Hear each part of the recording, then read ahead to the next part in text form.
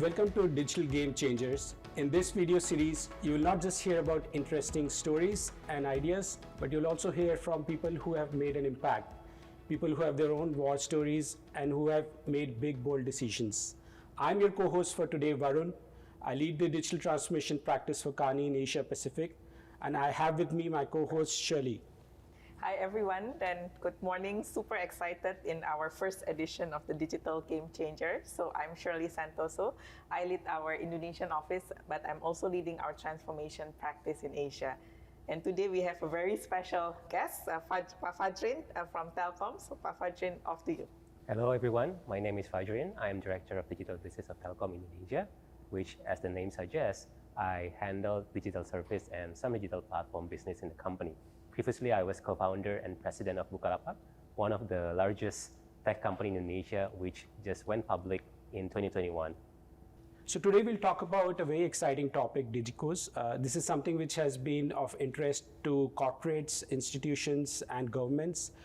Digico is a wide topic in itself. Some see it as disrupting their own playing field by investing in startups, in technology ventures. Some see it creating a new core business for themselves as well. Fajrin, what do you think is the promise of Digico business? I think Digico is one of the next growth story for telco industry, including in Telkom Indonesia. In Telkom Indonesia, we place it under digital service portfolio. So under digital service portfolio, we create some of the digital initiatives, which at the moment we haven't put in the Digico because many of them are still in the early stages. But once it reaches certain stage, we will spin off into what we call a Digico. And where do you see, in terms of the growth opportunity, be it by sectors? I mean, how big of a potential do you see this for legacy businesses and also for the telecommunication industry? In Indonesia, many of the sectors are potential. For example, in healthcare, SMEs, logistics, agriculture, to name a few.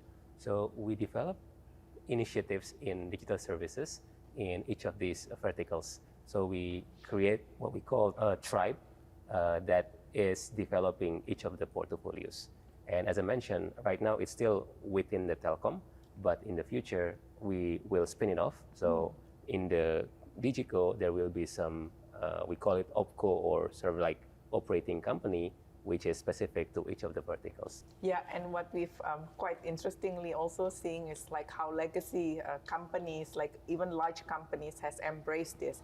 And I guess a lot of different success story, but also a lot of things to learn, like how do you build the capabilities that needs to be in place, what sort of business on operating model do you need to have in place. Fajrin explained that you are looking at incubating today, and when they have the right scale, then spinning them off into independent companies. We've seen this consistently across different countries as well.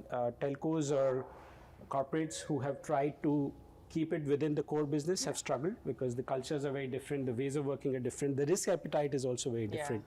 But we've seen companies who have treated it as a separate business altogether, in some ways even competing with the current ways of working, that has done well.